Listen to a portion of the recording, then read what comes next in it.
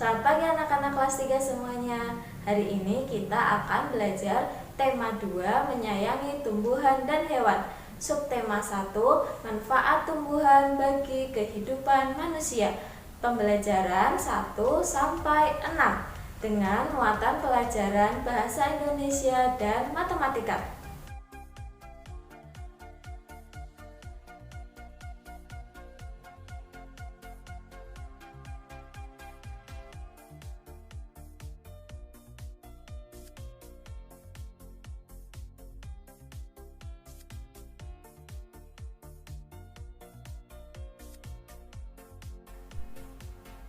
Tujuan pembelajarannya adalah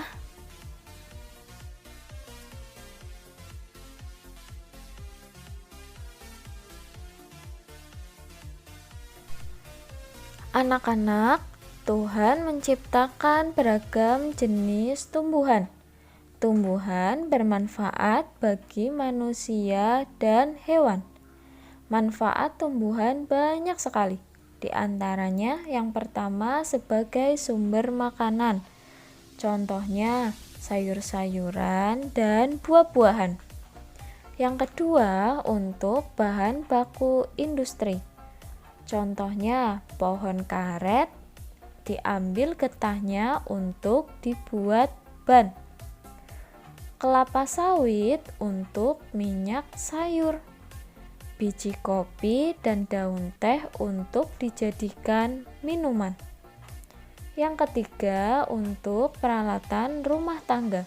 Contohnya kayu bisa dijadikan sebagai kursi, meja, lemari, dan lain-lain. Yang keempat untuk bahan pakaian. Pakaian yang kita pakai sehari-hari itu ada loh yang dibuat dari tumbuhan, yaitu tumbuhan kapas. Kapas dipintal, ditenun, dijahit, hingga menjadi pakaian yang kita pakai seperti sekarang. Yang kelima untuk pewarna alami. Contohnya kunyit dapat menghasilkan warna alami kuning. Buah bit dapat menghasilkan warna alami merah. Daun pandan dapat menghasilkan warna alami hijau. Dan buah naga dapat menghasilkan warna alami ungu. Yang keenam untuk kesehatan atau obat-obatan. Contohnya kencur bisa mengobati atau meredakan flu dan batuk. Jahe bisa untuk menghangatkan tubuh dan lain-lain. Masih banyak lagi manfaat tumbuhan bagi manusia. Kalian bisa membaca di berbagai buku ya untuk mengetahuinya. Nah, anak-anak, apa kalian suka membaca? Dayu senang sekali membaca loh. Kali ini ia membaca sebuah dongeng. Apa sih itu dongeng? Dongeng merupakan cerita khayalan. Dongeng umumnya bercerita tentang kehidupan pada zaman dahulu kala. Dongeng memiliki jalan cerita yang sederhana. Jenis-jenis dongeng adalah yang pertama mite, yaitu dongeng dengan latar belakang sejarah yang mengandung hal-hal ajaib dan dianggap suci. Biasanya tokohnya adalah dewa-dewa. Contohnya Nyi Roro Kidul dari Yogyakarta dan Dewi Nawang Wulan. Yang kedua, legenda, yaitu dongeng mengenai peristiwa sejarah suatu nama daerah atau asal-usul daerah. Contohnya asal-usul Tangkuban Perahu, dan asal-usul Danau Toba. Yang ketiga yaitu fabel, yaitu dongeng yang tokohnya adalah hewan dan menceritakan tentang kehidupan mereka. Contohnya kancil dan kerbau. Yang keempat, hikayat, yaitu dongeng yang menceritakan kehebatan atau kepahlawanan seseorang. Contohnya Joko Tingkir. Dan yang kelima, parabel, yaitu dongeng yang menggunakan perumpamaan untuk menyampaikan pesan moral. Contohnya Malin Kundang. Anak-anak, kita dapat menemukan informasi berupa pesan dari sebuah dongeng. Dongeng memuat hal-hal sebagai berikut. Pertama, tokoh, yaitu para pelaku yang ada di dalam dongeng. Tokoh dalam dongeng bisa manusia, hewan, atau tumbuhan. Yang kedua yaitu latar. Latar yaitu tempat, waktu, atau suasana dalam dongeng. Yang ketiga, watak tokoh atau penokohan, yaitu sifat tokoh dalam dongeng. Yang keempat, alur, yaitu rangkaian peristiwa dalam dongeng. Yang kelima, pesan atau amanat, yaitu pesan yang ingin disampaikan penulis dongeng kepada pembaca. Anak-anak, yuk kita perhatikan contoh dongeng berikut ini. Pohon apel yang tulus. Dahulu kala ada sebuah pohon apel besar. Ada seorang anak laki-laki bermain di sekitar pohon itu. Dia sangat menyayangi pohon itu. Pohon itu juga senang bermain bersamanya. Waktu berlalu, anak laki-laki itu tumbuh dewasa. Suatu hari ia datang kembali. Pohon apel menyambutnya dengan gembira. "Ayo, bermainlah bersamaku," ajak si pohon apel. "Ah, aku tak punya waktu untuk bermain. Kami membutuhkan rumah untuk tempat tinggal. Bisakah kau membantuku? Kamu boleh memotong-motong cabang-cabang pohonku ini untuk membangun rumahmu." Jadi, anak laki-laki itu memotong semua cabang pohon dan pergi dengan riang.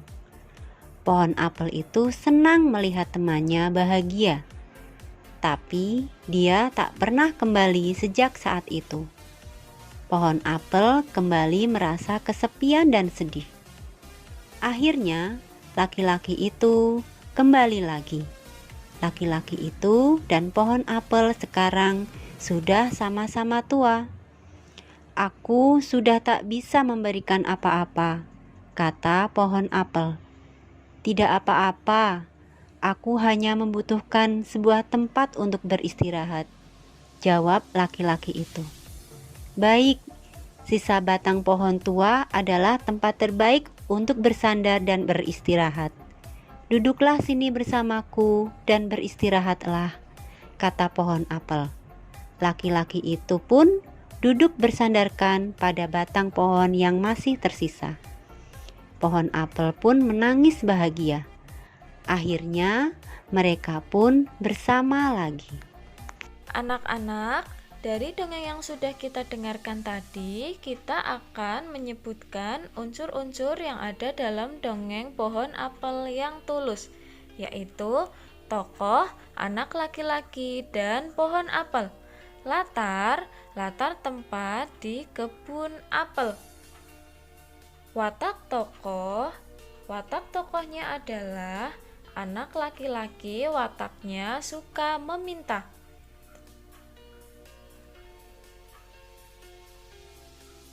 Pohon apel wataknya baik hati. Alurnya maju.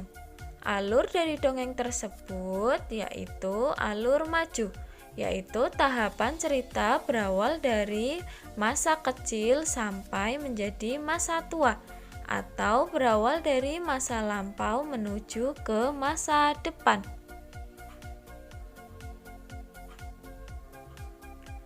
Amanat atau pesan. Pesan dari dongeng tersebut adalah apabila kita berbuat baik atau menolong orang lain harus dengan tulus dan tidak mengharapkan imbalan apapun. Anak-anak, setelah membaca dongeng, Dayu menyapu halaman. Ia mengumpulkan daun-daun kering. Dayu mengambil beberapa helai daun kering. Ia meletakkan di 2 kotak. Kotak yang pertama isinya 3 helai daun kering. Kotak yang kedua isinya 4 helai daun kering. Berapa jumlahnya ya? Apakah jika ditukar hasilnya masih sama? Nah, sekarang kita akan belajar tentang sifat pertukaran komutatif pada penjumlahan. Sifat komutatif disebut juga dengan sifat pertukaran. Contoh, 3 ditambah 4 sama dengan 7. Jika ditukar, 4 ditambah 3 sama dengan 7. Jadi, sifat komutatif pada penjumlahan dapat ditulis A tambah B sama dengan B tambah A. A dan B merupakan bilangan cacah. Contoh yang kedua, nomor 1, 200 tambah 350 sama dengan 550. Yang kedua, jika kita tukar 350 tambah 200 sama dengan 550. Jadi 200 tambah 350 sama dengan 350 tambah 200. Jadi ini cukup ditukar atau dibolak-balik saja ya anak-anak. 200 tambah 350 sama dengan 550, ditukar 350 tambah 200 sama dengan juga 550. Jadi yang pertama ditaruh di ruas kiri dan yang kedua kita taruh di ruas kanan. Jika dijumlahkan hasilnya tetap sama, yaitu 550. Perhatikan contoh soal berikut ini. Nomor 1, 120 tambah titik-titik sama dengan 138 tambah titik-titik. Nomor 2, titik-titik tambah 264 sama dengan titik-titik tambah 315. Jawabannya adalah yang nomor 1, 120 di ruas kiri, letaknya di depan. Kita akan tulis di ruas kanan, letaknya di belakang. Lalu 138 di ruas kanan, letaknya di depan. Kita tulis di ruas kiri, letaknya di belakang. Yang nomor 2, 264 di ruas kiri, letaknya di belakang. Kita tulis di ruas kanan, letaknya di depan, 264. Lalu 315 di ruas kanan, letaknya di belakang. Kita tulis di ruas kiri, letaknya di depan. Jadi hanya ditukar saja ruas kiri dan ruas kanan. Hasilnya akan tetap sama. Nah, anak-anak sudah paham kan? Terima kasih anak-anak sudah menyaksikan video pembelajaran hari ini. Selamat mengerjakan tugas ya. Wassalamualaikum warahmatullahi wabarakatuh.